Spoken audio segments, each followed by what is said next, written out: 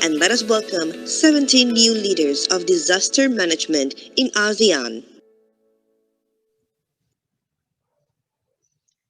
Good afternoon, ladies and gentlemen. My name is Gaynor Tanyang. I am the ACE Program Coordinator, and I am very excited to be with you all for this webinar. This is the second of a series of webinars we are doing this year.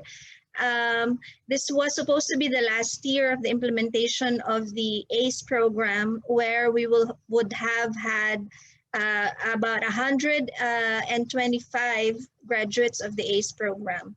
So the video you saw was a few years back. Currently, we have 97 graduates of the ACE program, and many of them are here in our webinar. So welcome to our ACE program graduates. I'd also like to welcome our staff and friends and colleagues from the National Disaster Management Offices from the 10 ASEAN member states, as well as from other agencies from the ASEAN member states. Our partners are NGOs who are working on the ground, as well as some university students and faculty joining us this afternoon. So it's a very exciting afternoon for us, for the AHA Center and the ACE program. I'd like to introduce to you my co-moderator this afternoon, a graduate of the ACE program last year, and she is the recipient of the ACE Program Stellar Award, which we give to academically outstanding learners of the ACE program, as well as they have demonstrated well-rounded development, meaning they are leaders in their own right. As we have seen being with them for 5 months in the ACE program. Ladies and gentlemen, I am very pleased to introduce Miss Mary Ann Sarah Ulat. We call her Sarah. She is Office of Civil Defense Officer, Civil Defense Officer of the Office of Civil Defense of the National Disaster Risk Reduction and Management Council of the Philippines. Sarah, I'm so glad to have you with us this afternoon. Yes, hello Mama G, or Gaynor, sorry. Hello everyone. Salamat sayang, magandang hapon, good afternoon. So again, that was a very humbling introduction of yours. I am Sarah from the Office of Civil Defense. I am very delighted to join today's webinar as your co-moderator. Thank you, Sarah. We would like to encourage participants as well as our panelists to engage throughout this webinar. There is a Q&A button at the end of at the bottom of your Zoom window. So please do raise questions, give us some insights of what you're learning from this webinar. And we will also have an engaging poll at several moments during this webinar. So I guess, can we move to the next slide, please? I suppose, oh, not yet, I'm sorry. So before that, it's another pleasurable thing to introduce to you the Executive Director of the AHA Center to formally welcome everyone and start this webinar. Our Executive Director, Ibu Adelina Kamal. Ibu? Thank you, Gaynor. Good afternoon, everyone, and thank you for joining us for this second AHA Center Executive Program ACE webinar. On behalf of the AHA Center, I'd like to thank our four speakers from UN OCHA, IFRC, Save the Children, representing the ADMIRE Partnership Group, as well as the Lien Center for Social Innovation of Singapore Management University. Thank you very much for accepting our invitation to join this webinar. We are also proud, I'm very proud, to have Sarah Ulat from the Office of Civil Defense, ACE graduate from last year, the 6th batch, and recipient or winner of the ACE Stellar Award. So she's one of our best graduates, and she will become our co-moderator. You will see her qualities because she is selected as the moderator of the webinar today. Thank you very much, Sarah. And I'm glad that you can join us co-moderating this session with Gaynor. And I hope that many ACE graduates are joining this webinar session from the first to the sixth batch. I would also like to thank the government of Japan through Japan ASEAN Integration Fund for your continued support to the AHA Center through the ACE program. Since we started this ACE program back in 2014. Thanks to you, we now have 97 graduates from 10 ASEAN countries, and 25 more will be joining us next year in 2021. The webinar session this this afternoon, is very important for both the AHA Center and the ACE program graduates for many reasons. For sure, the ongoing global pandemic has been pushing us to think and act differently and to rethink again how we measure our effectiveness given the constraints brought about by the COVID-19.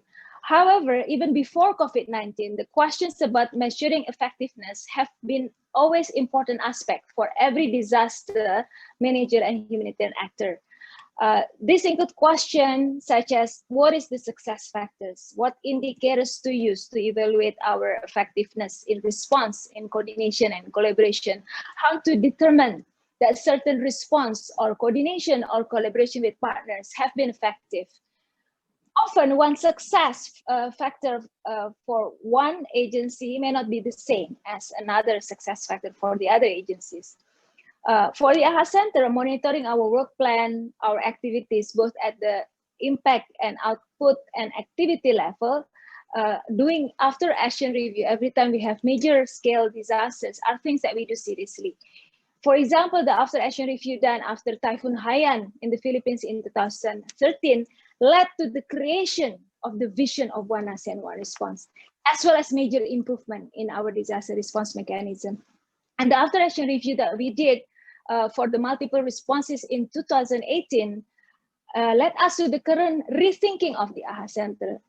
And this actually made to the different way of doing things in the future for the AHA Center. So we're very fortunate to have 4 speakers representing 4 different stakeholders: the United Nations, the Red Cross, the civil society, and the academic institution.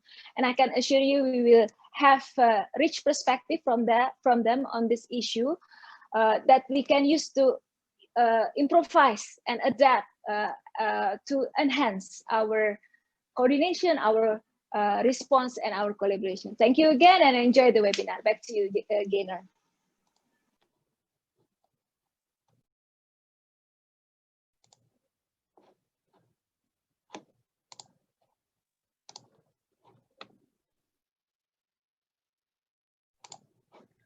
Okay, so thank you very much for your message, Ibu Adelina. So to kickstart our discussion and to serve as a leveling off, we will have our first interactive poll. So our participants are advised to go to this website, menti.com, as shown in your screen, and key in the number 814265 or scan the QR code.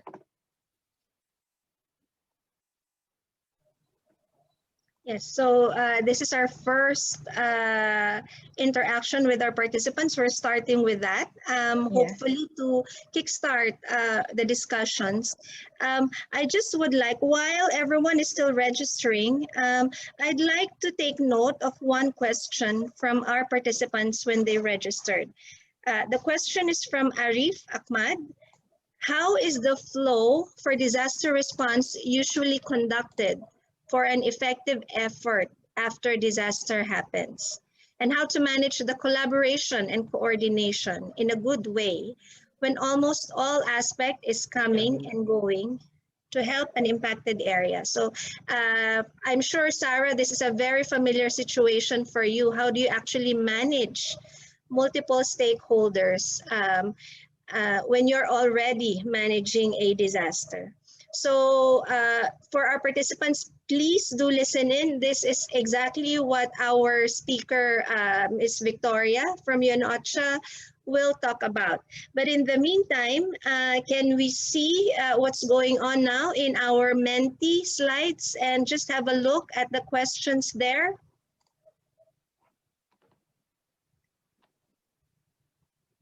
Okay, so we've had already some 77 votes, which is really good. If I'm reading the numbers correctly, Sarah. Was it? I cannot see. So the question is, how Oh, yeah. often do you assess these aspects Mm-hmm. during disaster response operations? And our choices, Sarah, are? So they have to rate it from 1 to 5. 1 if you rarely assess this aspect, and 5 if you always consider this in your assessment. So we have leadership, adherence to program cycle, coordination, accountability to affected population, and effectiveness of surge teams or rapid response teams. Okay, so while we wait for our participants to share their views, we already have 128 participants joining us today, Sarah.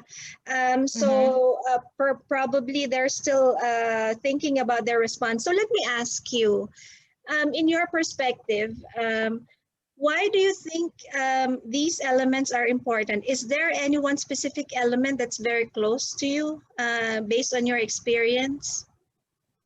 Based on our experience, yeah, because we always or often conduct post-operations assessment, or what we call after action review. So usually we'll have one that is internal or conducted internal in our organization, and another would be with other partners. So the involved government agencies or NGOs, sometimes private sector are enjoined.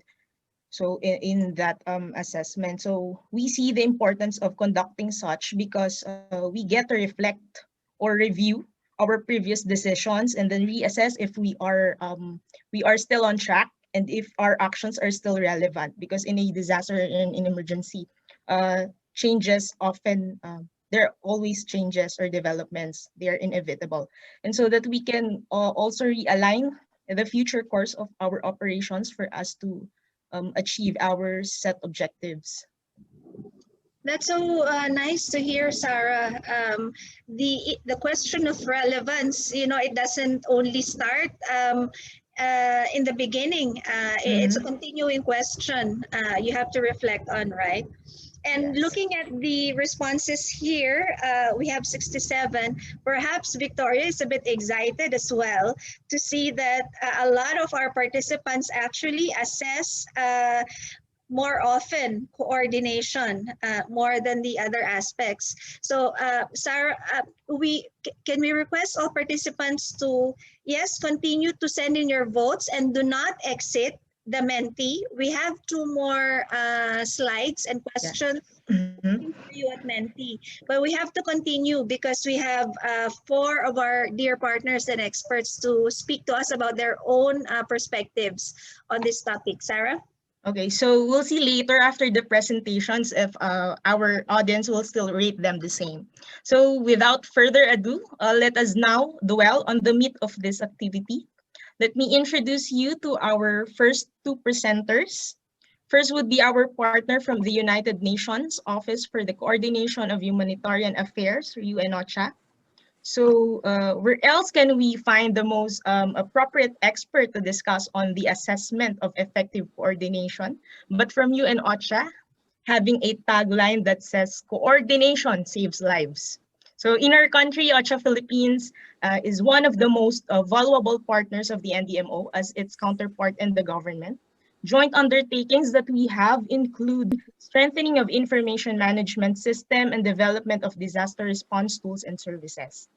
They also contribute to principled and effective humanitarian response through advocacy, policy, and financing tools and services, among others. So we are pleased to have Ms. Victoria Saiz Omenaka, Head of UN OCHA Indonesia. Also, we are great to be joined again by another partner from whom we have learned so much during our ACE program last year, the International Federation of the Red Cross and Red Crescent Movement, or the IFRC. The IFRC's Asia Pacific Regional Office works in support of 38 national Red Cross and Red Crescent societies. Through their country cluster support teams and country offices, they provide coordination, financial and technical support for disaster operations, and longer-term development programs throughout the region.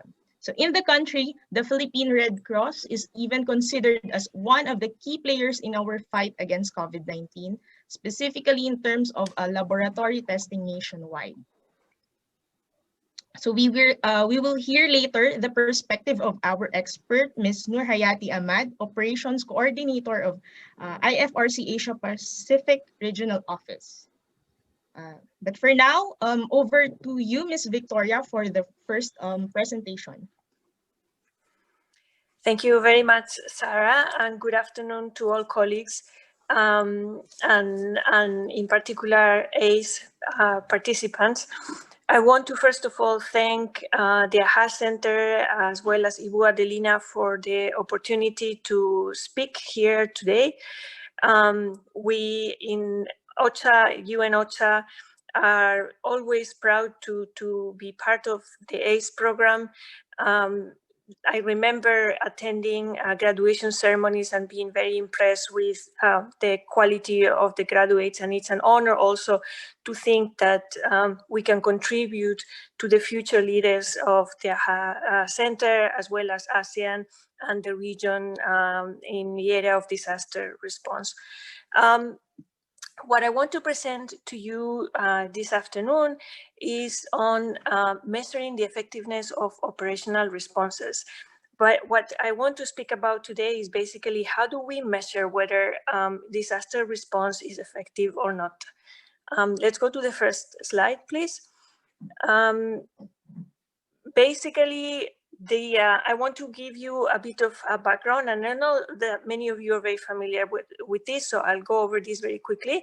I will speak about the international humanitarian response system, and I want to set up the frame, speaking about the governance of the system. So the Interagency Standing Committee is the sort of the entity at the global level that provides direction to humanitarian responses led by the international system around the world. This is based on a General Assembly resolution from 1992 that gave this mandate. The IASC is led by the OCHA Emergency Relief Coordinator. Let's go to the next slide, please. This slide gives you a graphic representation of what we call the humanitarian program cycle. And what's a humanitarian program cycle? It is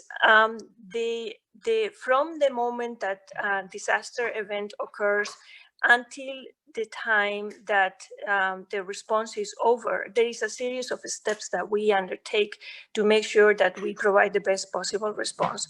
So here, this is a graphical representation of those steps. Typically, right after a disaster event, the system will conduct a needs assessment and analysis, which is basically measuring the damage and the impact of the disaster in people that have been affected. It continues with strategic planning, which is a plan, putting together a plan to respond to those needs that have been identified. It continues with the identification of financial resources to cover those needs.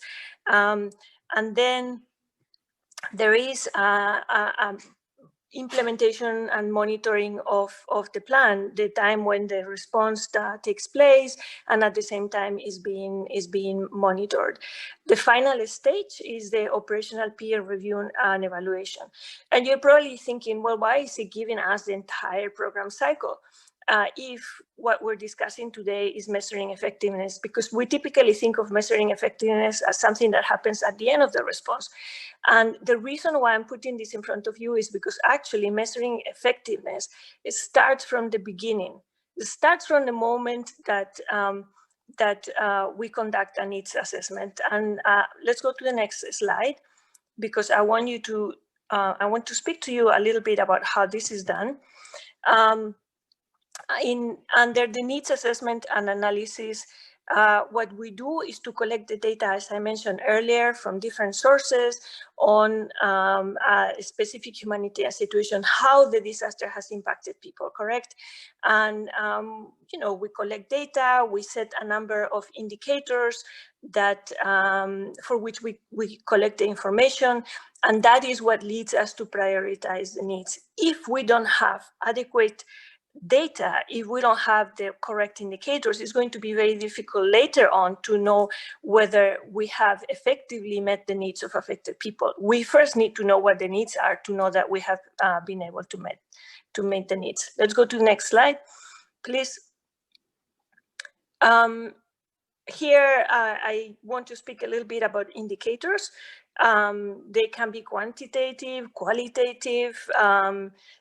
What they basically do is to help us identify priority needs and present a common analysis of the situation. They're typically done in a first phase, the collection of the most important ones, and typically there is a second phase where a second set of indicators is collected. A few considerations to take into account with indicators. It's important that the data is disaggregated by sex, geographical area, by vulnerable groups, also very important, so that we know which particular groups, which geographical areas have been affected. It's also important to distinguish what are the needs that have been created by the disaster and which are the ones that already existed before that. If we go to the next slide, please. Here you will see, we're going to see next how those needs are reflected in the strategic plan, and I'll go over pretty quickly. Let's go to the next slide. Thank you. Those needs are reflected, not the needs together with the actions that are going to be put in place to respond to those needs are put together in a humanitarian response plan. Basically, the plan consists on an overall strategy and narrative, which includes the strategic objectives that we want to achieve. So typically we want to meet the needs or the most urgent needs of the people that have been affected. And if it's a flooding, for example, it will be to find shelter or to provide shelter for people that have been displaced by flooding. And that's the narrative that we present in the plan. In the international system, we work around clusters, which are sort of sectoral areas of work, and typically those clusters also have their own plans. Let's go to the next slide. This is an example of indicators. You have the strategic objective on top, and then the indicators listed under the objective. Let's go to the next slide, please. Thank you. I'm skipping the one on funding because it's kind of a different issue. Of course, also very much related to what I'm describing, but I want to focus on how we measure effectiveness. The phase on implementation and monitoring is really related to the implementation of the activities that we have set out in the plan. Let's go to the next slide, please.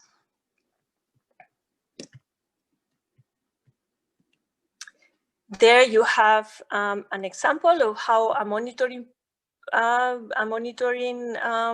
report looks like.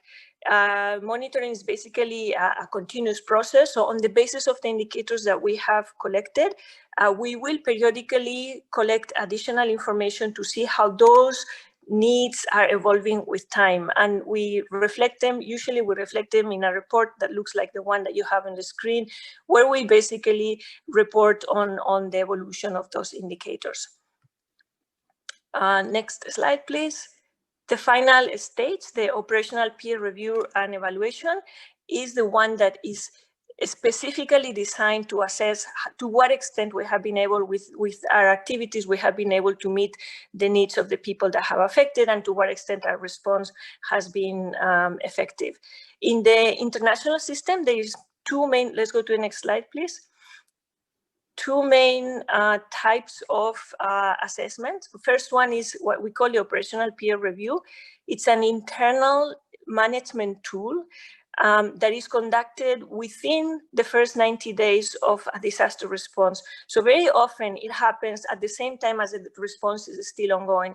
And the main objective of the peer review is to focus on course corrections. What are the areas that we can correct while the response is still taking place, and immediately provide recommendations so that those areas can be corrected.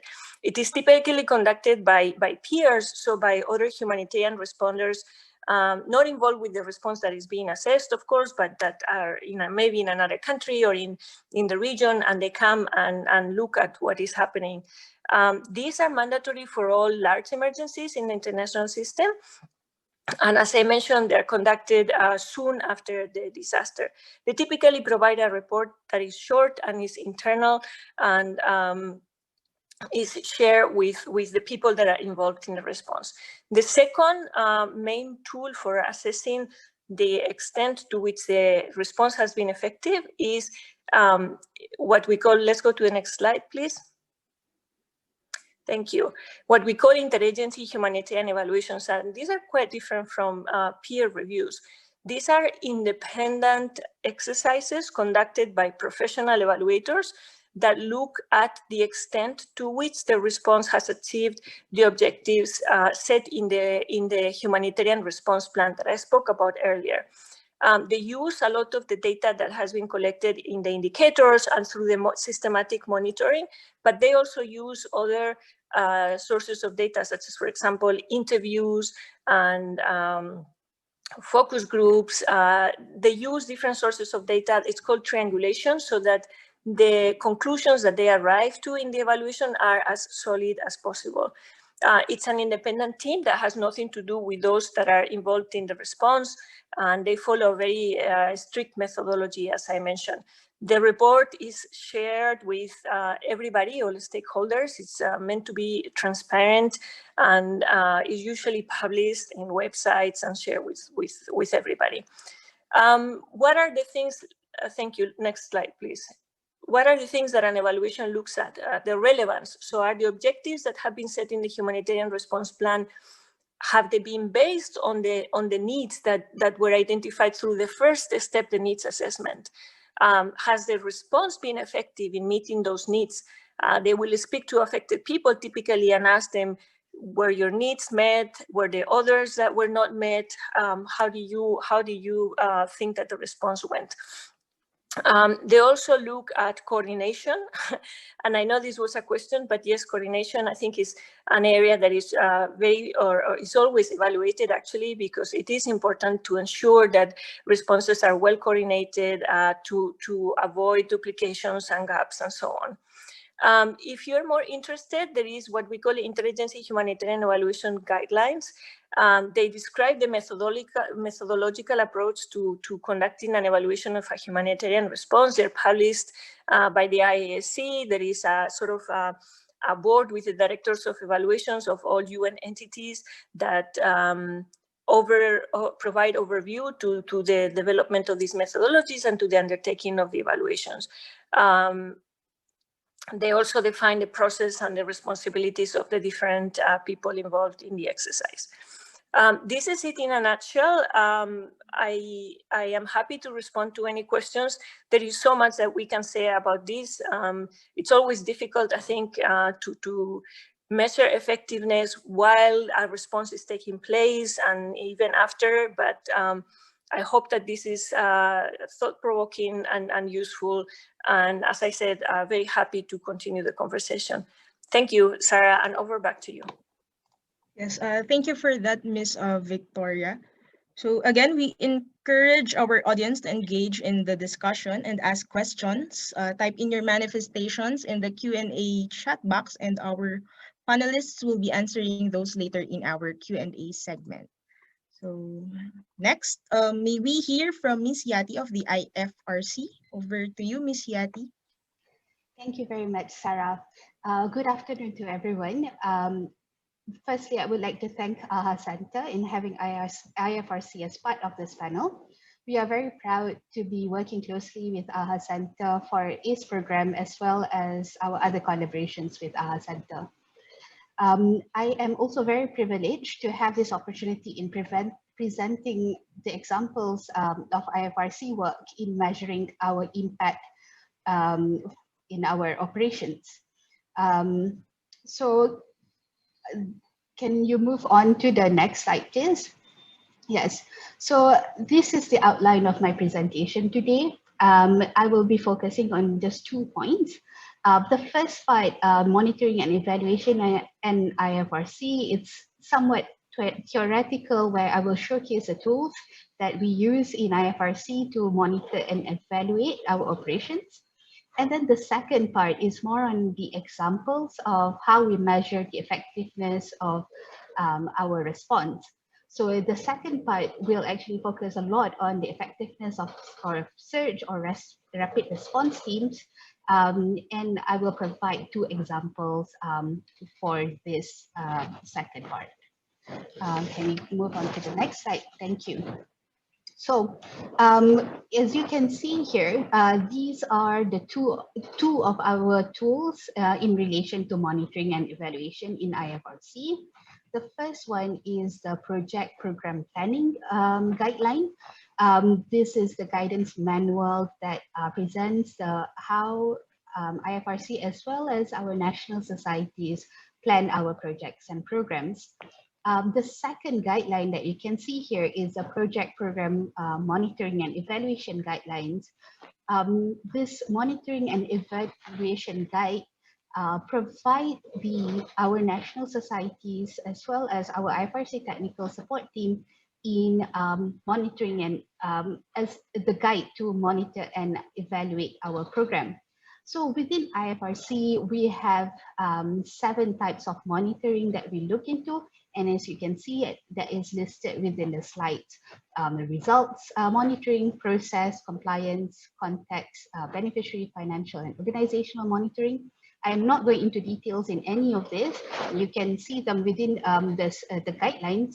I will share with Gaynor and Sarah, and they can share forward the link. Moving forward, I would also like to share another tool that we use. Can we move to the next slide, please? Another tool that we use that is focusing entirely on evaluation. And this is the framework that we use to guide our evaluation in IFRC. So within this framework for evaluation, we define our evaluation, as you can see here, and you can read an assessment as systematic and objective as possible of an ongoing or completed project, program, or policy, its design, implementation, and results. Within this evaluation framework, there are 3 key parts to the framework, which is the 8 criteria to guide what we evaluate, 8 criteria to guide how the standards, and the last part is on the processes. We can see in the next slide the 8 criteria and standards that we use in IFRC. So as you can see in the left column of this table, these are the criteria that we use. So the standards and policies, relevance and appropriateness, efficiency, effectiveness, coverage, impact, coherence, and sustainability and connectedness. So what we mean by this is that in each of our evaluation, we will use either one or more of these evaluation criteria to guide how we design our evaluation. I will not actually talk about all of those criteria, but I will focus on 3 of the criteria. And these are presented in the next slide, which are the relevance and appropriateness, efficiency, and effectiveness. The reason why I am focusing on these criteria is because these are the ones that are focusing on us as the responders and how we manage our team to ensure that our response are effective. So the other criteria are focusing on the response itself in terms of the services and everything, but these 3 criteria focuses on us as individuals working for the benefit of the people that we are reaching. So the first one, relevance and appropriateness, what we measure within it is the extent that the IFRC work is suited to the needs and priorities of the target group. The second part is we measure the extent that the IFRC work is cost effective and timely. So this actually also then lead to our accountability to the people that fund us. And then the third part is on effectiveness. Oops, sorry, not yet. Can you go back to the Previous slide, thank you. The extent that the IFRC work has or is likely to achieve its intended immediate results. So when we talk about three of these criteria, I will then show you some examples that we have actually used and evaluation that we have conducted within the years. Moving forward, the example number one is our internal review in Bangladesh for the population movement operation. The reason I am highlighting this evaluation is because it is mainly focused on our work as how it influences our operation. So this review ascertained the effect of 4 areas of support services within the operation. And it is an example of a real-time evaluation, which usually covers evaluation of support services, among others. So within IFRC, as I mentioned earlier, that we have different types of evaluation. So we in fact have 5 types of evaluation, and real-time evaluation is one of them. The first evaluation that we usually use within IFRC is the baseline survey. So that is the baseline review. And then we have this real-time evaluation, and then we also have final evaluation. For this this particular operation and evaluation, we focused on 4 parts of support services, which is the human resource management, finance, logistics, and volunteering. So this review has actually helped the operations in improving our efficiency and effectiveness for this operation. And it actually supported in improving our system-wide federation response system as well.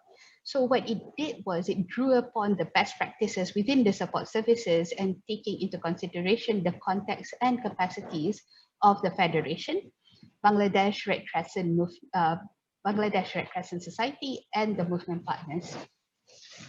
The next slide, I would like to provide the example of our search capacity.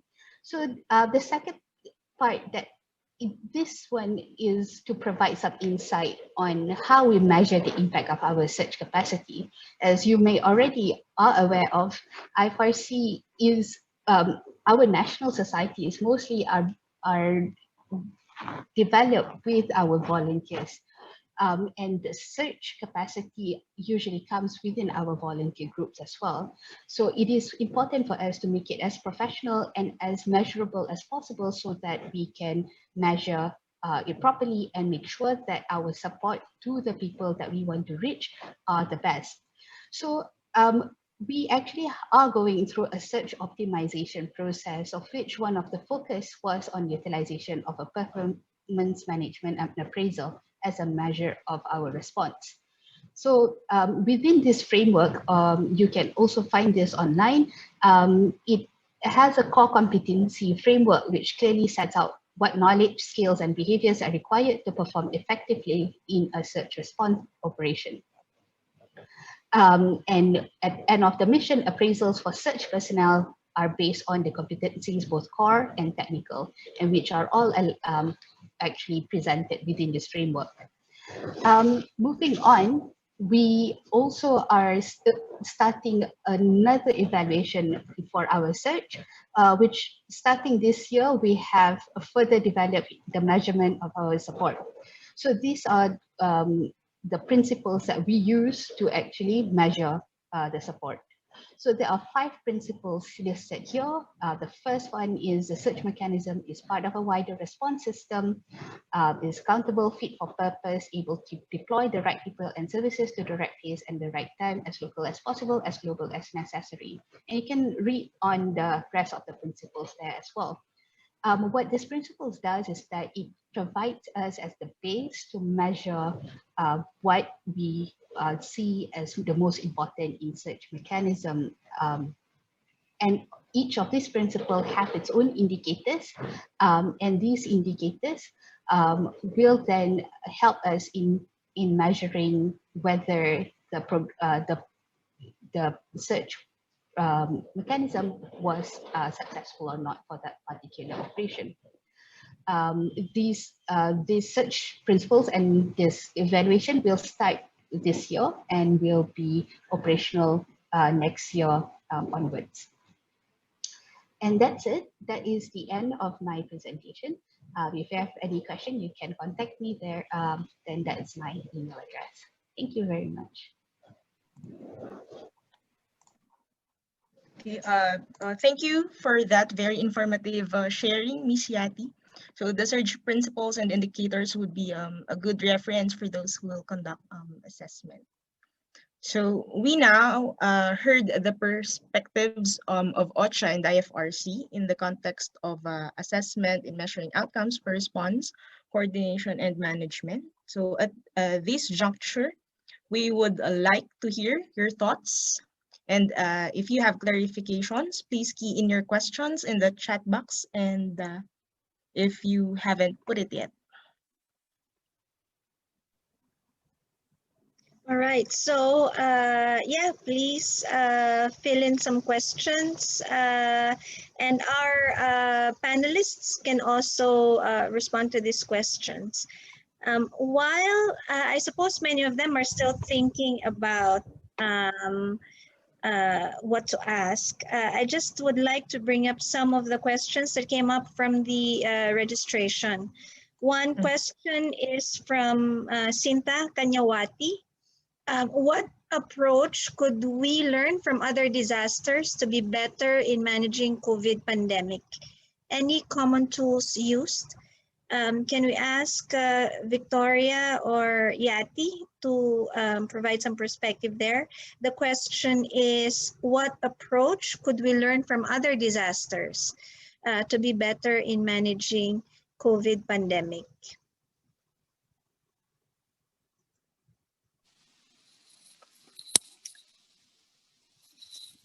I'm happy to start. Can you hear me? Yes, Victoria. Thank you. Thank you very much. I think it's a very interesting question, and we always try to think about what can we learn and sort of cross-fertilize from one crisis to another.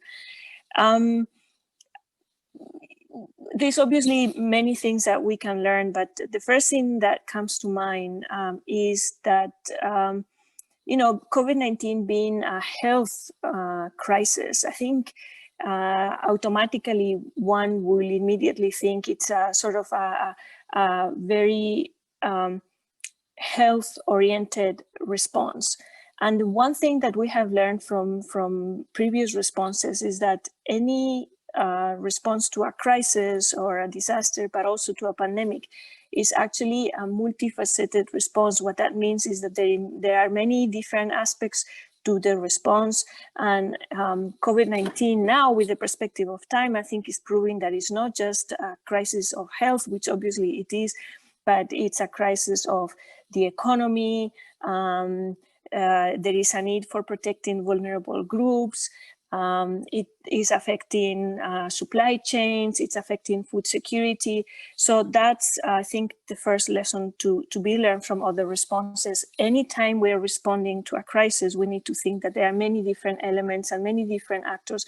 And what that means, obviously, is that different actors with different expertise need to come and contribute to the response.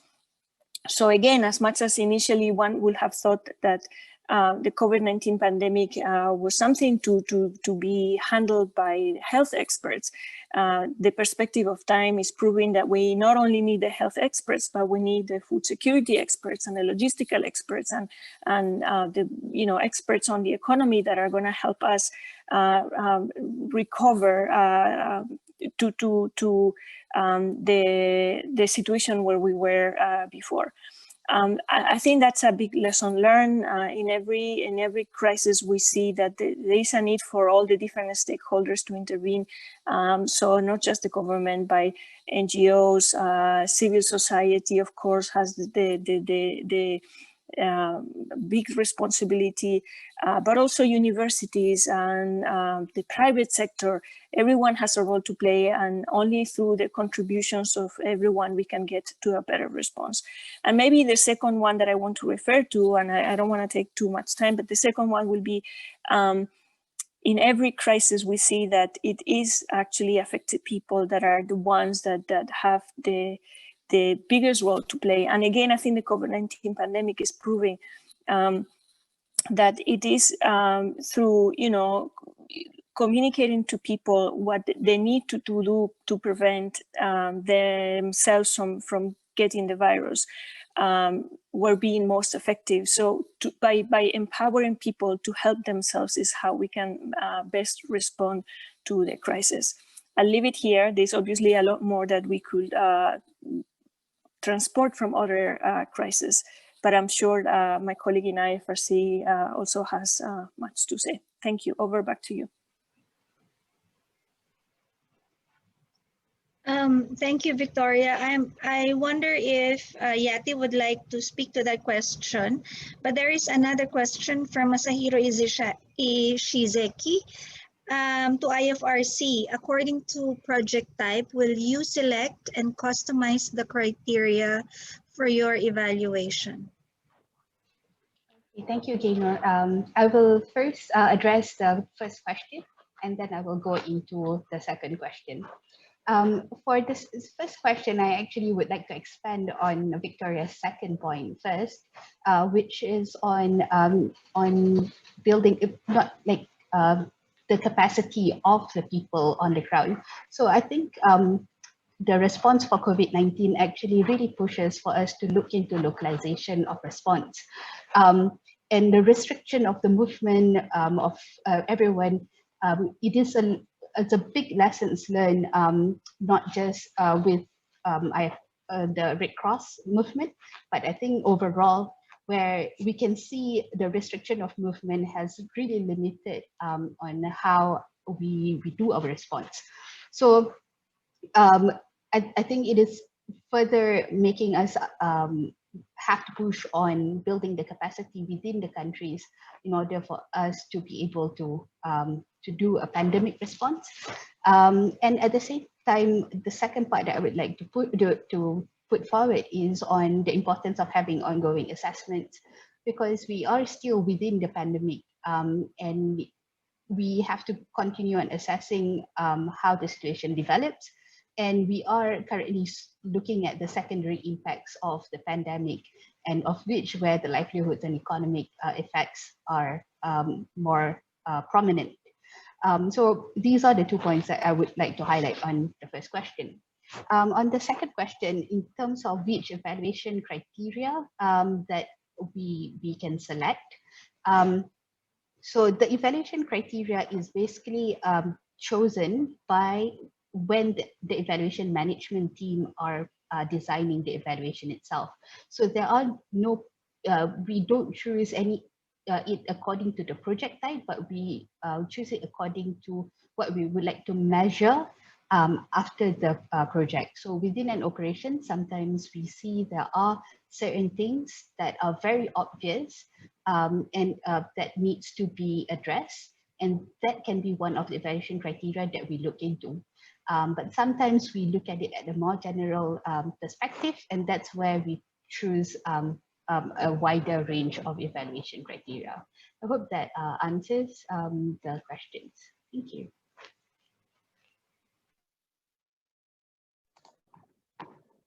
Thank you very much for that response. So I will be reading another question from our participants. So this one is addressed to Ms. To OCHA. So in many rapid needs assessment, usually the gender analysis been forgotten or not too strong because of a lack of disaggregated data like that of age, sex, and disability. So by this, the specific needs of girls or young women have been neglected. So from OCHA's perspective, how would we improve this, especially advocating the duty bearer to ensure this data were available, are available in the preparedness stage and during the response phase? So we would like to hear from Ms. Victoria of OCHA. Thank you. Thank you for that question.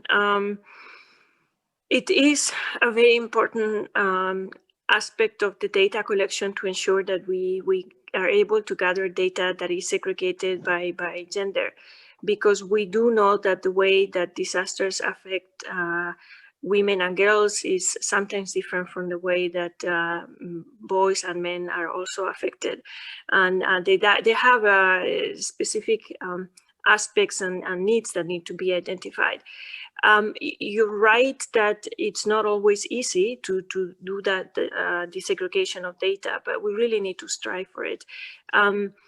I will highlight several things that we can do to ensure that that happens. I think the first one, obviously, I think the work needs to start before a disaster strikes, right? So there should be work underway, whether it's by authorities or regional authorities or local authorities or partners, NGOs, any development partners working in a given area need to know and have systems in place to start collecting disaggregated data.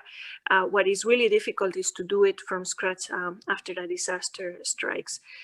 So it really helps to have some of those systems in place already.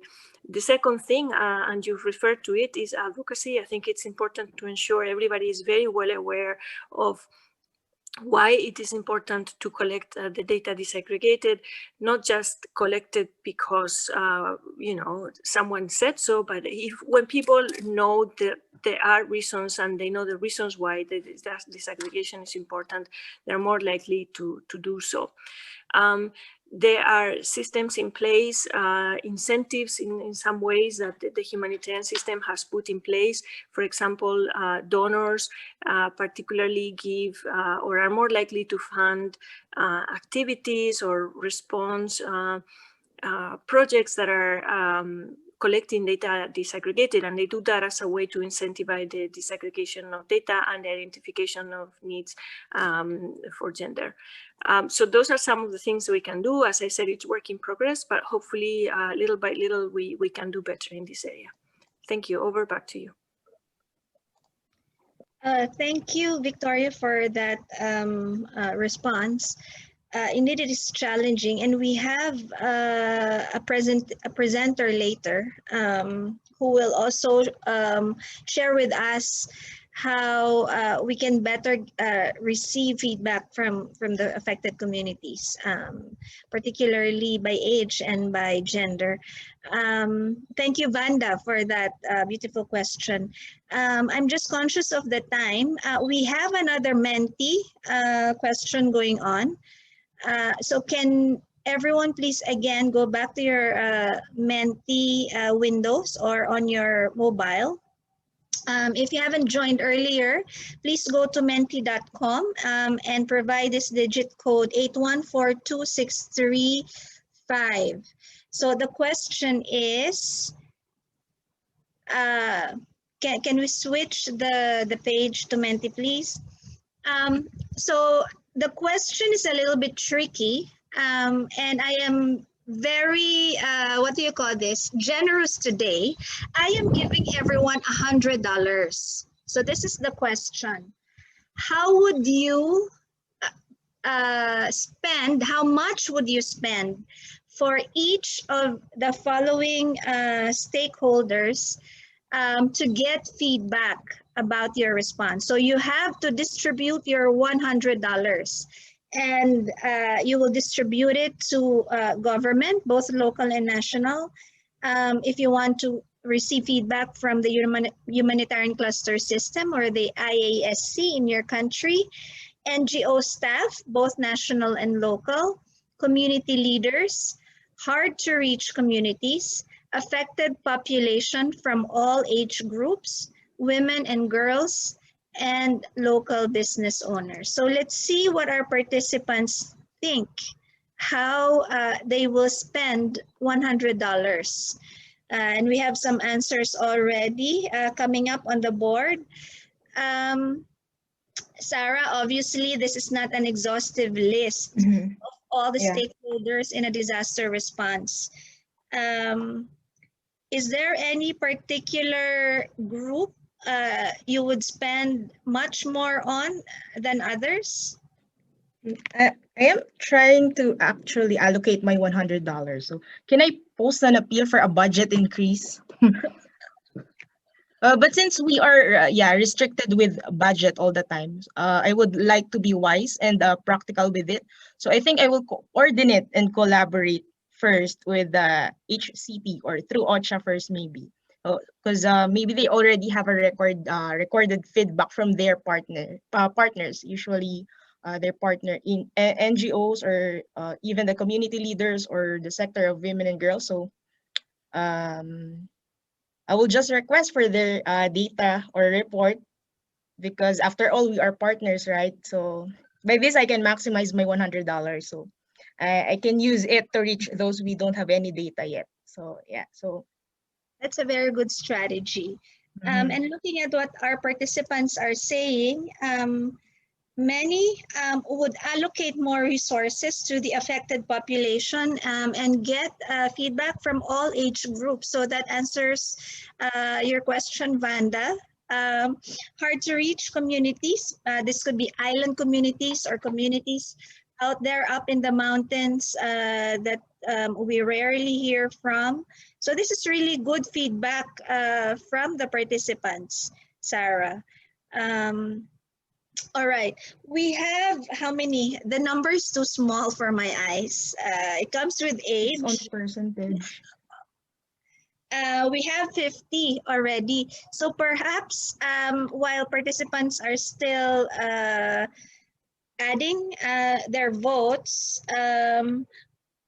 other participants may also express their views in the chat box. We cannot answer all questions at the moment, and I'd like to invite as well our panelists to answer some of the questions that are already in our Q&A box. But I'd like to move on, Sarah, if that's okay with you, because we still have two more speakers. So actually, talk about this issue of how we gather feedback from the community. And I am very pleased to introduce our speaker, who is from Save the Children. And Save the Children is a member of the ADMAR Partnership Group. And the AHA Center, as well as the ACE program, have benefited from the partnership with the APG because this has really been about getting views from the community. So the APG is a network of non-government organizations that have been working with ASEAN, particularly on disaster management. And with us this afternoon is from Save the Children, Muhammad Hassan Kaiser, the Regional Monitoring, Evaluation, Accountability, and Learning Manager for Asia. And after Hassan, we will hear from Christy Davis, the Executive Director of the Lian Center for Social Innovation, which is housed by the Singapore Management University. So the Lian Center for Social Innovation is a nonprofit organization that seeks to be a thought leader and catalyst for positive social change in Singapore and beyond. Its mission is to catalyze innovative responses to social needs, among which they will share with us their experience on working with government as well as nonprofit sector on a collaborative process of impact evaluation. So let's hear from them. Without further ado, I'd like to hand over the stage to Hassan. Hassan, please. Thank you very much, Kenyor. Good afternoon to all participants, and thank you very much to AHA Center for giving us this opportunity. I would like to thank all partner organizations for their inputs to this presentation. In this session, we are going to talk about measuring outcomes from the perspective of the community.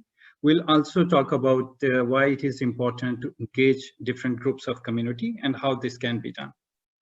Please move to the next slide. So the core humanitarian standards on quality and accountability, these sets out 9 commitments for humanitarian actors to measure and improve the quality and effectiveness of their assistance. The core humanitarian standards places communities and people affected by the crisis at the center of humanitarian action, and promotes respect for their fundamental human rights. Today, we will focus more on the Commitment 4 and Commitment 5 in the core humanitarian standards. Please, next slide.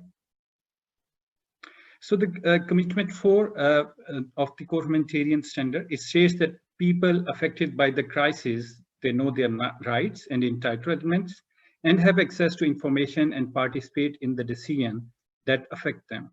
So for the quality criterion for this commitment is that humanitarian response is based on communication, participation, and feedback. And some of the guiding question for the Commitment 4 is that humanitarian response is the information about the response activity, for example, duration of the project, duration of the response, feedback and complaint response mechanism, and the selection criteria for the beneficiaries. Are these regularly communicated to the beneficiary? Secondly, representative groups such as elders, women, and children, are they able to join community-based structures? Some of the tools that can be used to capture this information, these include accountability framework. These will also be included in the meal strategy tools. And can we move to the next slide, please? Yes. So the Commitment 5, it states that people affected by crises have access to safe and responsive mechanism to handle complaints. And the quality criterion for this commitment is that the complaints handling process for communities and people affected by the crisis is documented and in place. Some of the guiding questions include like, have communities been consulted on the design, monitoring, and implementation of complaint response mechanism? There is another question that needs to be asked is complaint response mechanism being promoted among the targeted communities in all the different community groups? And some of the examples related to capturing this information, it can be documented in the accountability framework. It can also be recorded in the accountability database. Accountability database is a database where feedback, complaints, these are recorded by the organization as well as their responses. Next slide, please. So again, the question comes like why it is important to listen to what children think, what they need, and what they want in the emergencies or during a response, and how it can be used to improve the response. So basically, I mean, in general, children makes up approximately 50 to 60% of the global disaster affected population. The way these girls and boys experience disaster and crisis can be distinctly different from the experience of adult men and women. During need assessment process, if the systematic consultation of children is not prioritized, this commonly results in the outputs of such need assessments failing to include the unique perspectives and experience of the children. Then we also have another important thing that we need to consider during a response is the inclusive data charter. In 2030 Agenda for Sustainable Development, it commits to leaving no one behind. It has 5 principles which state that all population must be included in the data. All data where possible should be disaggregated in order to describe all the population. Data should be from all very available sources. Those responsible for collection of data must be accountable, and human capacity to collect and analyze the data should also be improved. Next slide, please. So I read this slide, but let me repeat this one. Like children makes up 50 to 60% of the global disaster affected population. And the way the girls and boys experience disaster and crisis can be distinctly different from the experience of adult and women. In case during the need assessment process, if children are not consulted in a systematic way, this commonly results in the output of such need assessments failing to include the unique perspective and experiences of children. Please, next slide. So how we can involve different age groups into assessment, design, and planning? This can be done by allocating budget and resources during the assessment, assessment and design stage, considering during the sampling approach, like how we are going to engage different community groups, During the data collection tools, maybe we need to develop some new tools or some specific tools for different age groups. And data analysis plan, again, it should clearly define how different data analysis will be done for different age groups. And dissemination of findings and learning should also include the different age groups. Next slide, please. So this one is more related to the commitment 5, that was for complaint response mechanism. So how this can be done to collect feedback and complaints from the communities. We can consider this channel to solicit feedback and complaints from the community. For example, hotline, message box, online survey, social media, emails, or through community focal points. Keeping in view the recent COVID precautions and new rules for data collection, we may consider some mechanism where there is less face-to-face interaction. Please, next slide. Okay, so we have a very good example in terms of how children and youth can support measuring outcomes in a humanitarian work. Colleagues from Plan International, they have shared this great example with us, and they can be reached in case some more information is required on this. In 2014, Plan International launched a youth reporter project with children and youth affected by Typhoon Haiyan in the Philippines. This was later adopted in Nepal during the earthquake response. Over the time, the trained youth reporters have built their own network who proactively put the learning into practice. Now they are supporting the organization's COVID-19 response by helping communicate community-based life-saving information and reporting the gaps and needs they identify, and essentially influencing the government and other responding agencies to become better humanitarian. Next slide, please. So talking about, again, the importance of involving all different age groups from the community in a response and measuring the response effectiveness. We have a great example from the HelpAge International from Syria. A 70-year-old person shared that he was not selected for the assistance as he was not having children in the family, or maybe the family size was too small. Let's watch another video on listening to children's experience in Central Sulawesi response involved by UNICEF, Plan International, World Vision, and Save the Children. Can we please play the video?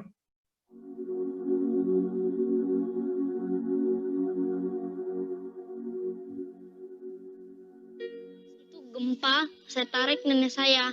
Pas itu keluar dari pintu itu kekunci. Jadi saya tenang pintu. Gempa, pertama gempa kecil, habis itu langsung besar. Habis itu saya langsung guling biar cepat lari. Habis itu saya lihat rumah pada roboh. Dalam setiap situasi setelah bencana, seperti setelah gempa dan tsunami di Sulawesi Tengah pada 28 September 2018 yang lalu, anak-anak berada dalam situasi yang sangat rentan. Sebagian dari mereka kehilangan keluarganya. Mereka rentan menjadi korban kekerasan, resiko mengalami kekurangan gizi, dan terhambatnya pendidikan. Beberapa bulan telah berlalu, dan kini Sulawesi Tengah mulai pulih dan bangkit. Namun apakah penanganan dan pemulihan bencana di Sulawesi Tengah sudah melibatkan anak-anak? Apakah penting untuk melibatkan anak-anak dan mendengarkan masukan dan harapan mereka dalam proses pemulihan dan pembangunan kembali Palu, Sigi, dan Donggala? Kami membutuhkan gedung sekolah, buku tulis, tempat pensil, pulpen, sepatu sekolah, dasi dengan topi, seragam, sama kaos kaki, sama buku tulis, dengan guru-guru, teman yang bisa menghibur, dengan ada sedikit kakak relawan yang membantu, yang bisa menghibur kami. Beras, minyak, kopi, susu, ikan kaleng, dengan pakaian, dan perlengkapan sekolah. Bermain, bercerita, dan sebagai tertawa, bahagia, ceria, seperti itu. Sekali, saya sudah katakan tadi, penting sekali. Anak-anak zaman now sekarang berbeda dengan anak-anak zaman old. Zaman now sekarang apabila mereka mengeluarkan pendapat, kita orang tua harus memperhatikan karena anak itu mempunyai 4 hak. Kalau tidak salah 4 hak. Hak untuk hidup. Mereka memang harus hidup dan mereka tumbuh kembang. Mereka harus keperluan mereka, apa mereka kita harus penuhi. Itu karena baru mereka perlu perlindungan. Ya, kita harus melindungi mereka. Itulah saya katakan tadi. Sekarang baru terasa bahwa anak itu perlu kita lindungi. Dengan kejadian ini, semua orang tua baru sadar bahwa melindungi anak itu sangat besar. Baru mereka punya hak partisipasi. Itu mengeluarkan pendapat. Mereka bisa mengeluarkan pendapat apa saja. Dan kita sebagai orang tua, sebagai kepala atau sebagai apa saja, kita harus mendengarkan apa yang mereka inginkan. Bisa bentukan tempat tinggal, dengan sekolahnya kami terbangun, dengan masjidnya kami terbangun. Kerja, membangkitkan desa supaya kembali semula sebelum gempa.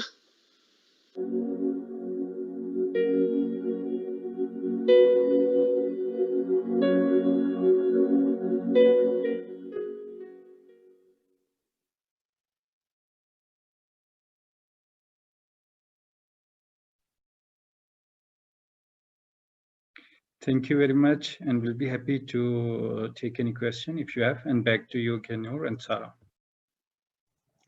Thank you, Hassan. I will, without further ado, will now call on Christy for a collaboration perspective in measuring disaster response operations.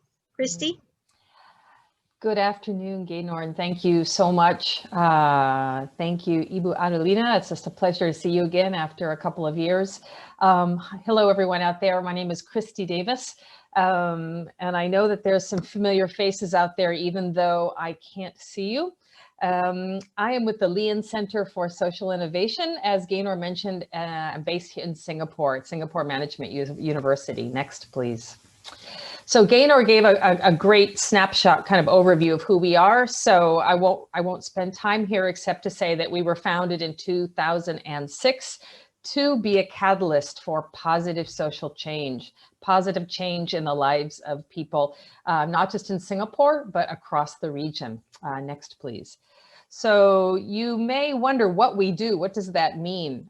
So innovation that we advocate for and that we champion is both is social, but it's both social in ends and in means. So innovation is looking for, new ideas, new types of collaboration, new types of partnerships that can create a multiplier effect and positive impact. So our core services, just to give you a brief overview, since I'm a little bit of an outlier here in this group today, we do research, and that is really focused on applied research. It's wonderful to be hosted by an academic institution. We do serve as a knowledge partner for government, for private sector, and for civil society, so NGOs and others. The research that we do is what we call applied or translational research, which means the evidence-based insights and the recommendations that are produced. The goal is to not leave them on a shelf, but to put them in the hands of practitioners like yourselves out there that can do something with them to take positive action. We do capacity building. So the capacity building looks like social impact management. We work with the different stakeholders across the sectors on measurement, social impact measurement tools. So it's really interesting to be hearing, about all of, needs assessment and evaluation. We do training workshops for social responsibility, for multi-sector partnerships. We have some very unique internship programs as well.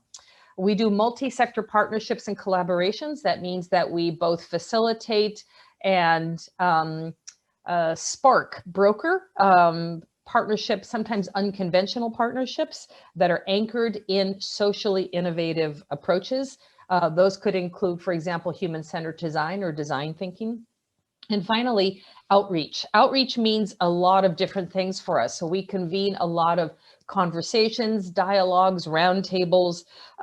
We have a number of different channels for thought leadership. We do quite a bit of thinking and writing ourselves, as well as publishing and amplifying the work, of change makers and their impact on their communities and the region. I'll share a little bit more about our different platforms later on. So why am I here? So one reason is that I'm passionate about disaster management. I used to be in this space, and I used to be actually a member of the APG years ago, but I'm really passionate about collaboration. Next, please. So, and that's what I'm going to speak about briefly today. And that is, so as you hear me, you won't hear me speaking directly necessarily to this is what collaboration in the disaster management sector looks like, except that everything that I'm sharing is completely applicable and can be applied to your worlds and to what you do. So cross-sector collaboration, in a nutshell, go back please. In a nutshell, it combines and leverages resources and competencies. So what we mean by that is looking at how can we pool our strengths, and how can we pool them in a way that creates, when combined, creates a multiplier effect for the stakeholders and the people that we're seeking to serve. Yeah. So that's what cross-sector collaboration is all about. Okay, next, please. So why collaborate? So let's just look at 3 really good reasons. So the first is obviously that we offer different strengths, complementary resources.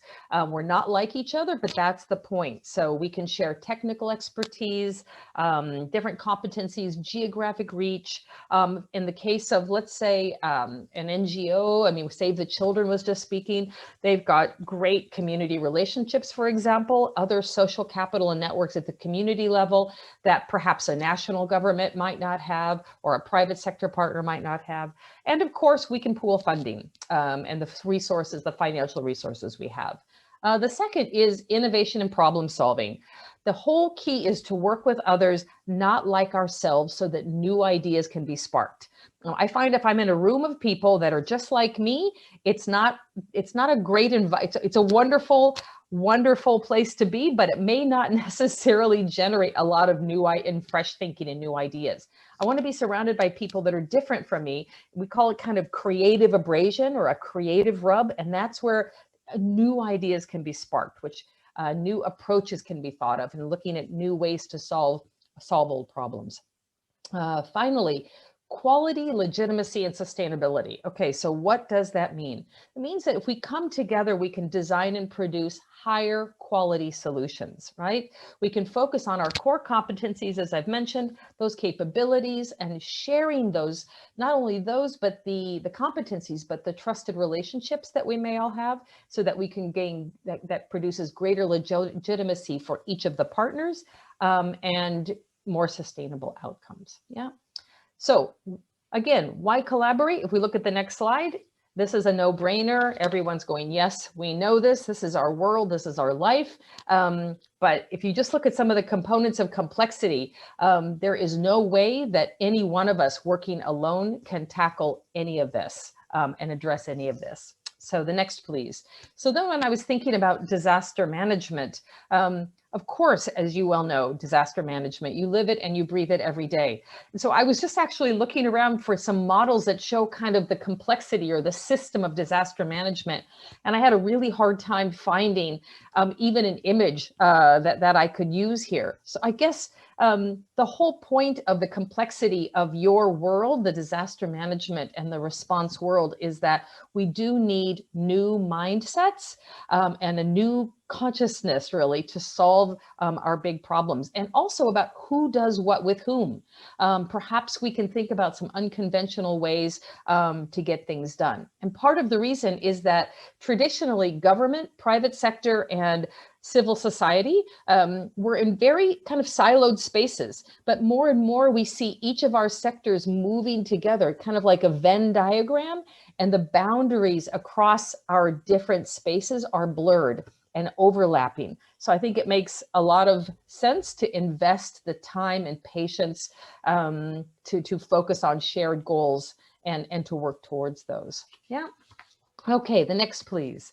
So we say this and it seems to make such great sense, but you may be saying, but in a perfect world, that would be great, right? It's really, really, really hard work. And it is. It's not always the answer, but it is hard work. But it also means that every partner, every collaborator needs to take away value, net value. So it doesn't matter where you're at. I mean, it was interesting. I was thinking about Victoria's, sharing the needs assessment, the disaster management cycle, and the needs assessment and analysis, and all the way around to the peer review and the evaluation. But also in the middle, you have the coordination and the information management that's kind of going on all the time. If you think about the different types of potential partners and collaborators across through that cycle, there's so many ways that we can be mutually supportive. But it's important to remember that we each need to be gaining value from this. So the one in the middle is really easy, right? The green one: tangible resources, income, in-kind contributions, new relationships, partnerships, those kinds of things. Not as obvious, but I really believe equally important are the two on either side. So on my left, I hope that's your left, is mission value, and that's achievement of your strategic mission. So every single one of you out there today, your organization has a strategic mission. Can you achieve that mission by yourself, or who might come alongside to help you get there, to climb the top of that mountain and plant that flag? That's something to think that we can do for one another. Then on the other side, the right side, the blue box, intangible value and resources. Sometimes we don't think about these because we don't see them as obviously. That could be reputation. Does our reputation, is it boosted? Does it go up? Is it enhanced by the nature of the partnerships in which we work? Obviously, the more you practice this, the more your capability and your capacity for collaboration goes up as well. So just a couple of examples there. So finally, I want to just kind of finish off with an example. Next, please. Talking a little bit about measurement and indicators. And I'll use ourselves, even though we're in an academic institution, I'll use an example of working with the Singapore government initially as an example. So next, please. Before I do that, I want to share with you what I'm going to be talking about when I talk about pooling our resources to figure out how we can work together effectively. Complementary resources, right? So here's just a very short list. I'm sure that there's many, many, many things, but this is a really great kind of starter list of the kinds of strengths that we each can bring to the table. So I'm looking at government here in particular, and this is obviously a short list, just to kind of refresh our memory. Okay, so the next one. I'm going to look here quickly. This is a partnership that we have with SG Enable, which is an organization that's government supported here in Singapore. And it's focused on people with disabilities, right? So we worked with them to set up, and they give grants to a lot of organizations. And so we worked with them to actually set up a framework on how to measure the performance of all of their grantees. So what did we talk about with SG Enable? Aims, priorities, and the different kinds of interventions, the projects, the interventions, the goals, the kind of impact that they wanted to see as the grantor. Next, please. So how did we do that? We actually, it's a big, messy conversation. So we used a tool called a logic model, which I'll share just a snapshot of here in just a moment. And this is just it's a great way to kind of map out the key pieces of your measurement framework and your evaluation framework, which I'm sure you're familiar with. Next, please. So what did it look like in our case? So we looked at it, across inputs, outputs, outcomes, and impact. So what we did is we looked at the dimensions that were described. So if you look on top of the blue line, the blue arrow, you'll see we started with the dimension of operational efficiency. We were measuring the operational efficiency of each of the organizations that had received grant funding for the work that they were doing, okay? Then we had program reach. We had a midpoint checkout to see how the outcomes were going, and then program impact. So it gives you an idea of some of the, this is a really short list of a couple of the indicators. Next, please. But you're wondering, okay, we're talking about collaboration, right? So let's take a look at that. On the next slide, please. On collaboration, it was, as I think Victoria, I think mentioned, a lot of it is a qualitative conversation, right? So you can talk about number of collaborations, number of partnerships, but just because you have, you know, a lot doesn't mean that you're achieving your goal, that you're having great impact, or that they're great collaborations. So you need to dig deeper. And I really support kind of a multi-pronged approach, or where you're looking at qualitative and quantitative metrics, right? To look at how is that collaboration helping you achieve your desired impact, right? So if we go to the next one, I'll give you a couple more tick points to look at when you're looking at qualitative and quantitative considerations for collaboration. Next. So here's just a couple of ideas. What a clear, distinct strategic plan. I mean, and that sounds like an obvious thing, but you'd be amazed at the number of partnerships that I've been involved with that actually don't have a clear strategic plan with specifically defined roles and responsibilities. And I would include in that expectations. You can get down the road, and if you haven't set your baseline of expectations, you can run into trouble. You want to know that partners are excited about what's happening and that you share the same vision, that you're committed to the vision of what you want to achieve together. So you need to talk across the partners. How are you going to measure excitement? How can you articulate that strategic purpose, right? Obviously, an up-to-date MOU or a partnership agreement that has defined rules, that's one of the things that we look at is, does that exist or not? The development of common evaluation tools, which we've heard a lot about today, and a database to actually be able to describe that impact that you have decided. This is what success looks like. This is the kind of impact we want to have. This is how we know that we're going to have achieved that. And then finally, what is your bucket? What is your basket full of evaluation tools that you've developed, right?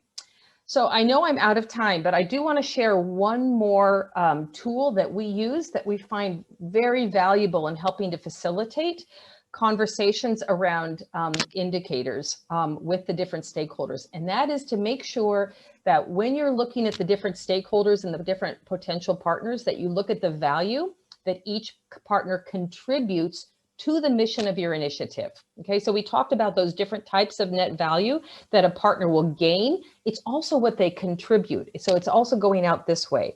So this is a project that we are facilitating in Nepal, but these are just some of the stakeholders that are involved. Okay, so then what we've done is that we worked with, and this is actually not the complete list, but it's looking at a number of the different stakeholders and why are they involved? Why are they in a very complex project that's all about creating systems change, actually, value chain work in rural Nepal. So I won't go through this in detail, but you can take a look, and the slides will be shared with you. Think about the value that you can receive, think about the value that you can give, and make sure that you start your collaboration with a clear goal in mind, and talk through the kinds of indicators that'll help you know that you've achieved it. That's it. I think there's one more slide, which is just my closer slide with my contact detail, which you'll all receive, and the different platforms we have. Thank you so much. Gaynor, back to you. Thank you so much, Christy, and thank you, Hassan, for giving us another, varied perspective on how we measure our impact as humanitarian organizations. Again, APG walked us through the accountability. Okay, so I have my neighbor's construction going on. So we have that perspective, and as basis is the accountability principles. There was a question from the registration. How do we make sense of all these different standards? So one can start from the core humanitarian principles that APG showed us as a start.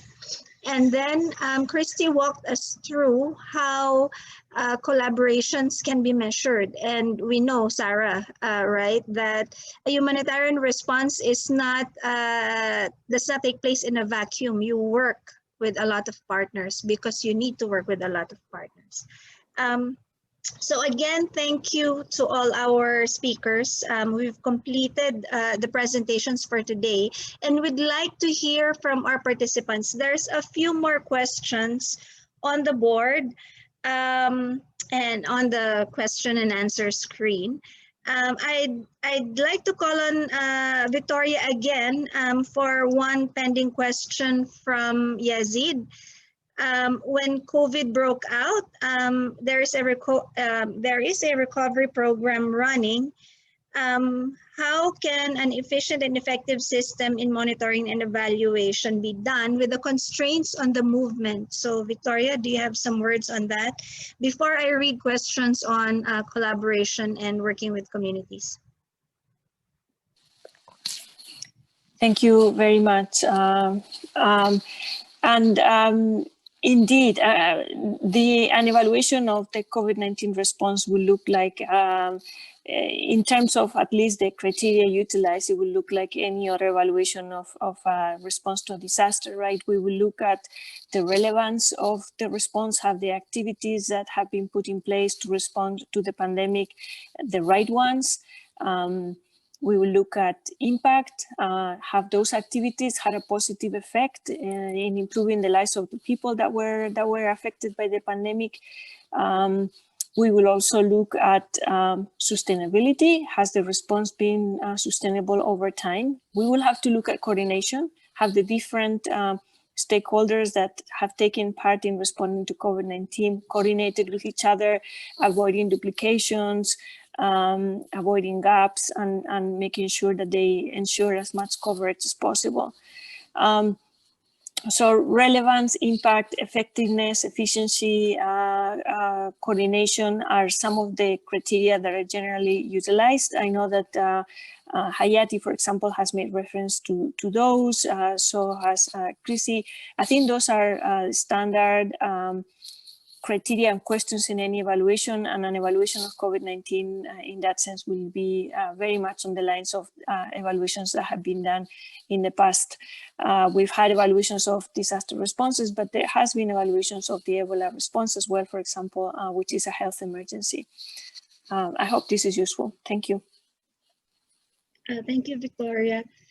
There is a question from the participants asking about division of responsibility in evaluating collaboration. But I'd like to ask Christy, how is impact assessment or monitoring being shared among collaborators in your experience? I mean, is there someone who takes the lead? I mean, how is this being done collaboratively as well when you do it? The first actually question I have is who's the best at it? You know, it could be that as you're pooling your resources, you actually want to work out of your strengths. And so that's where actually I was just also looking at the follow-up questioner from Lee Gregory. And I was just actually typing a response. So maybe if it's okay, I can answer a little bit there as well. He was talking about, he or she, sorry, I don't know if you're a man or a woman, but overcoming institutional silos to facilitate collaboration. You don't have to be, the whole reason you're collaborating is because you're better at some things than others. So, you know, whoever's the best at, you know, at evaluation, for example, then that's what that partner should be doing. Now, you may have others that will be supporting them or partnering with them in that way, but I think the whole key is, I mean, because collaboration is messy and difficult, and sometimes, frankly, it is for, it may not be for technical reasons. It may be for the relationships, or there may be political reasons, you know, or other reasons, economic reasons. But the key is work out of your strengths. And don't try and, you don't have to be equal per se. There just needs to be equity across all of the partners, but the key is to have a shared vision of how you want to move forward, and work out of your strengths. So as a follow-up, and if you look at division of responsibility, I would still come back to that. And that could take a while to map it out. But again, you also want to be needs driven. And so you should have a very clear picture of what are the needs that you have, and then who are the most logical experts then to bring to the table to fill those needs, rather than it being the other way around. I think the other thing is on the institutional silos and facilitating collaboration. The first thing is you find your sweet spot. You're bringing people together. You have that unified vision. I'm actually was going to look and see what I've just been typing to Lee, so that all the potential partners are committed to what you're achieving together. And frankly, I'm not saying that everybody has to be completely transparent. I mean, there are key principles, core principles of partnering. Trust and transparency, mutual benefit, and equity are definitely three of them. But it doesn't mean that you have to put, everything on the table. We all have what we call back tables. So I may, Gaynor, I'm looking at you and I may want to partner with you, but I know that you've got a back table. You've got stakeholders in your organization behind you, just like I do.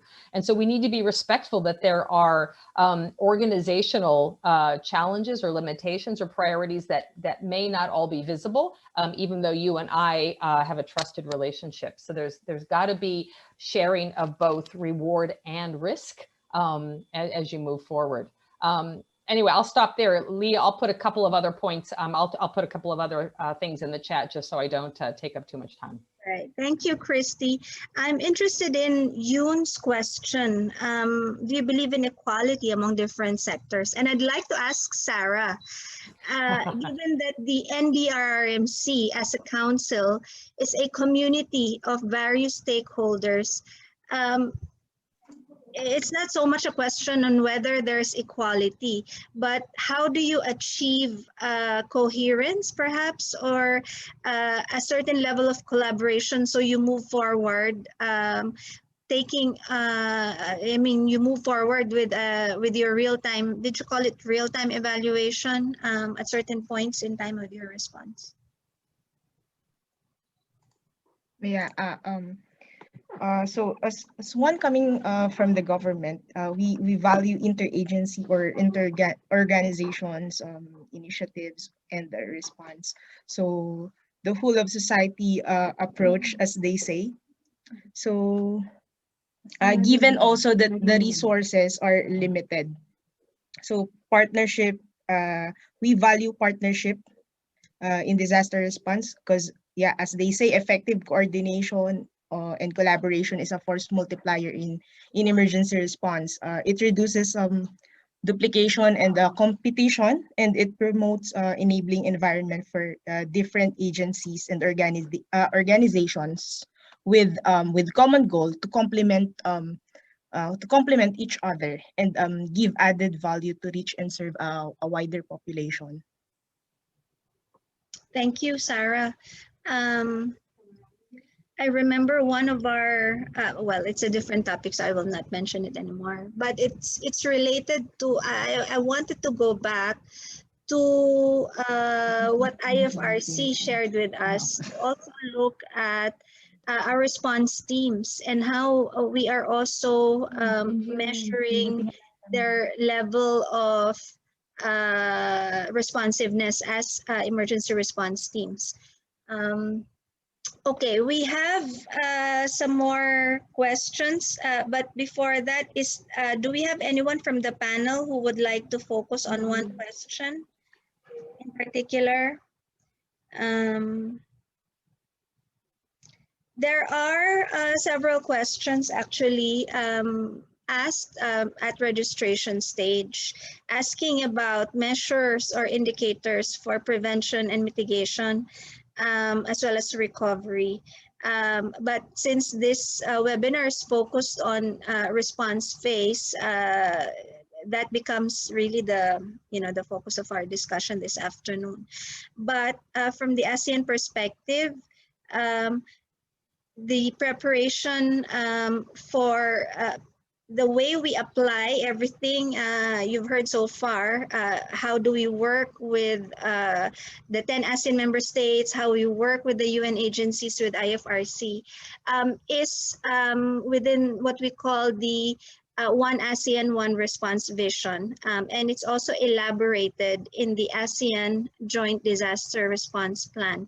I'll put that link later in the chat box, and that provides our holistic framework for the ASEAN disaster management response. Let me just check if there is any other question that has not yet been responded. I think most of the answers have been provided to the questions, and the speakers have spoken to some of those questions as well. So it's now 3:48. We'd like to invite you for a final Menti session. If you can again go back to your Menti slides. And later on, we would also like to hear, besides Sarah, the experiences of our other ACE program participants. But we are interested to look at your experience in terms of collaboration.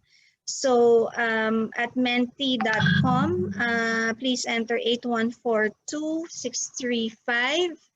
And we have a little bit of a more challenging question for everyone. Can we show that Menti slide, please? So in this slide, we would like to ask you your experience in terms of your level of success in partnering with these 5 stakeholders. So we just focused on 5. So for each stakeholder, you will assess 2 things: your level of success and your level, the level of importance to you of these partnerships. I wonder, Sarah, if you were to respond to this question, how would you describe your level of success in terms of engaging with other stakeholders? I have to say that I will rate this like all the way 5 for its importance and the level of success, because we are mandated to do so coming from the government. So yeah, and it was also proven. It was also proven through our previous partnerships and collaborations with these stakeholders. So we can see we have a few of our participants all converging to a high level, medium to high level of success and medium to high level of importance for all these stakeholders, which is really good to know at this stage when we need to respond more collaboratively in complex, given the complexity of disasters. So let's give a few more minutes, a few more seconds for this before we wrap up. And I suppose, Sarah, you have a few thoughts yourself before we call on our panelists to give their key messages. Yes, Ms. Gaynor. So for me, this served as a reinforcement of some of our sessions during the ACE program. So it's a good follow-up on especially on the project management course. Plus, what I like is that monitoring and assessment were contextualized in a setting of in a response operation setting. So some key takeaways.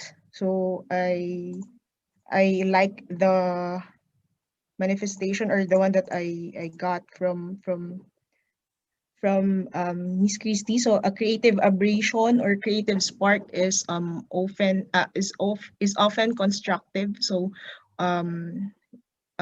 we need that, especially when we are working with the different stakeholders. Okay, thank you, Sarah. May we hear from our panelists any final key messages to our participants on our key discussion today? I will call you by the order of your presentation. So let me call Victoria first.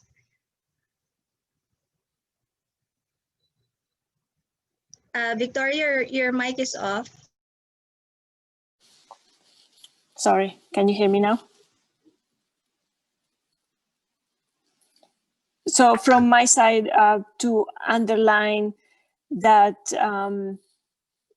as I said at the very beginning, measuring the effectiveness of the responses starts from the very, very beginning. From the moment that we conduct our needs assessments, we need to start thinking already about how that is going to help us measure how effective we are. And to underline, and I think that the presentations have been extremely useful, that it is a joint effort. It has to be done in consultation with all the stakeholders that participate, but in particular with the participation of people affected by the disaster. We can't assess effectiveness of response if we don't hear from them and if we don't involve them in the definition of what is it that we want to measure and what does a successful response look like. Ultimately, they are the ones that have to benefit from the response, and they're the ones that have to help us define how a successful and effective response looks like. Thank you from my side, and thank you to all the panelists. I have benefited from hearing all of the presentations, and to the IASC Center for the opportunity to contribute today, and to all the participants for listening in. Thanks again, Gainer and Sarah. Thank you, Victoria. Yati? Thank you, Gaynor. Well, the key point that I just maybe want to focus on is that the criteria for evaluation will be the most important thing that have to be considered when you are planning the evaluation, and this will actually help in making sure your evaluation actually measures the response effectiveness in the best way. So that would be from my end, and thank you again, Santa, for having IFRC as part of your panel. Thank you. Thank you, Yati. Hassan? Thank you very much. I would like to share that as I shared in the presentation, it is really important to make sure that from the start of a response, from the design stage, from the planning, we involve all the key community groups, including children, elder people, different age groups, keeping in view the gender dynamics as well. So their participation and their feedback is really important throughout the response, and we should establish such mechanism that they are part of the response, plus they also share the feedback, and we keep on improving the response till we respond on that. So with this key message, I would like to again, thank everyone for this informative presentation and the discussion that we had. It was a really interesting session. So thank you, everyone. Thank you, Hassan. And last but not the least, Christy. Thank you so much. It's been a pleasure to be here. I want to go back to where we started with Ibu Adelina said that success looks different to different organizations. And so whether it's the success of a response or a disaster risk reduction initiative or whatever else it is that you are working toward and looking at how to evaluate it, but you want to do it from a collaborative, partnership-driven approach.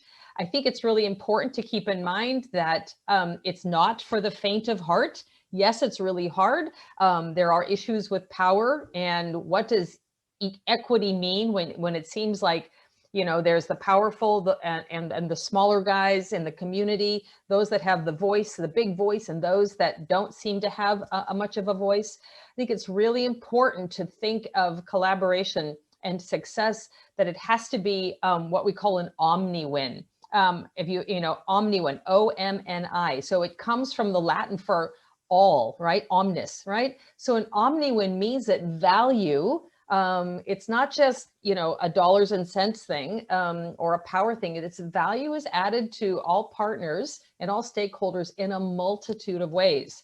And so those are omni-win solutions that generate value for everyone. So I think at the end of the day, instead of defaulting to, you know, who's got the power, who's got the loudest voice, it's coming back and looking at how are we all receiving value and how are we all contributing our strengths so that we can reach that vision of shared success that we have agreed on together. And at the end of the day, for all of us, it means that people's lives are improving. And that's really important to keep in mind. So thank you for having me. So thank you very much for sharing your perspective, speakers. I'm sure everyone learned a thing or two. So at this point, we will also be hearing the views and takeaways of one of the ACE alumni. So I would like to call in Mr. Azhar Saeed, the Commander Tuas View Fire Station, Singapore Civil Defense Force of the ACE Batch 4. Hi. Can you hear me? Hi, Azhar. Yes, we can hear you clearly. Okay. Oh, thank you. I found this webinar very beneficial as we are able to listen to speakers from different agencies, organizations with different perspectives. I would like to echo the importance of assessments, response monitoring, data monitoring, and agree that it is a continuous process. I envision that as we are keeping up with technology, we one day will be able to have a somehow like a live dashboard monitoring of data to aid us for a more effective response, and also through coordination, collaboration, and the use of technology. I hope that we are able to transform the way we respond and hopefully able to deliver a more productive and a successful operation. Next, I also agree that we have to relook into our response, not only in crisis, but also in pandemic, like what we are facing today. Through this webinar, it is a very good platform of knowledge sharing, which is, extremely informative. But nothing beats the good old ways of doing things, practicing the knowledge through exercises and actual deployment. So that's one of my thoughts. And with regards to the Mentimeter poll earlier, the first one, I acknowledge that coordination is extremely important. However, it is also equally important to have good leaders on the ground, not limited to one or two, but in fact, all responders are leaders in their own capacity. Looking from humanitarian lens, a leader is someone who is able to serve. Serving the people, the community, and alleviate their suffering. Hence, a good leader on the ground will definitely make a difference. So those 3 points are just my 2 cents to share with you guys. Yeah, hopefully it makes sense. Thank you so much. Lastly, thank you for organizing this very insightful session, and also a very special thanks to all the speakers. Thank you very much. Thank you so much, Azhar. At the last minute, you brought up fresh perspectives from what we have heard today. So I'm really appreciative of you speaking, as well as with Sarah. Thank you so much for joining me as the host this afternoon. And of course, thank you so much to our panelists. We will share with you the slides of this session, and The recording of this video will also be available in our social media page. So do visit our Facebook, Instagram, YouTube channel for more information. This is the second of the third webinar. The third webinar will be dedicated to ACE program graduates and DMO staff and other government agencies working on disaster management. So on behalf of the IASC Center, our Executive Director, Ibu Adelina, thank you everyone, and thank you to our participants who stayed with us and participated in this webinar. Have a good afternoon to everyone.